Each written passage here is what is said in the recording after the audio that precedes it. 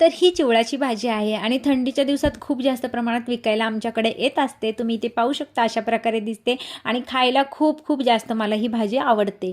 तर तुमच्याकडे या भाजीला काय म्हणतात मला कमेंट बॉक्समध्ये नक्की सांगा। तर सर्वात आधी कढईमध्ये आपल्याला घ्यायचं आहे तेल। तेलामध्ये आपण टाकायचा आहे कांदा आणि कांदा आपण छान लालसर असा फ्राय करून घ्यायचा आहे। कांदा हलकासा लाल होत आला की त्यामध्ये आपण टाकायचं आहे हिरवी मिरची आणि लसणाचा ठेचा।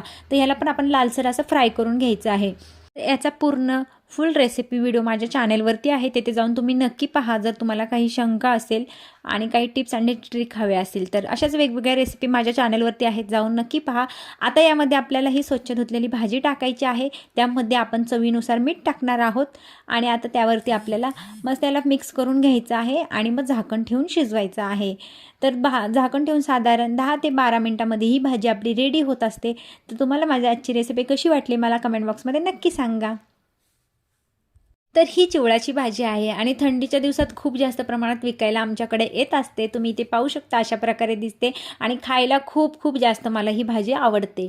तर तुमच्याकडे या भाजीला काय म्हणतात मला कमेंट बॉक्समध्ये नक्की सांगा। तर सर्वात आधी कढईमध्ये आपल्याला घ्यायचं आहे तेल। तेलामध्ये आपण टाकायचा आहे कांदा आणि कांदा आपण छान लालसर असा फ्राय करून घ्यायचा आहे। कांदा हलकासा लाल होत आला की त्यामध्ये आपण टाकायचं आहे हिरवी मिरची आणि लसणाचा ठेचा। तर ह्याला पण आपण लालसर असं फ्राय करून घ्यायचं आहे।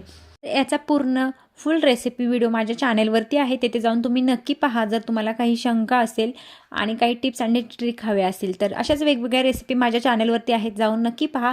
आता यामध्ये आपल्याला ही स्वच्छ धुतलेली भाजी टाकायची आहे। त्यामध्ये आपण चवीनुसार मीठ टाकणार आहोत आणि आता त्यावरती आपल्याला मस्त त्याला मिक्स करून घ्यायचं आहे आणि मग झाकण ठेवून शिजवायचं आहे। तर झाकण ठेवून साधारण 10 ते 12 मिनिटांमध्ये ही भाजी आपली रेडी होत असते। तर तुम्हाला माझी आजची रेसिपी कशी वाटली मला कमेंट बॉक्समध्ये नक्की सांगा।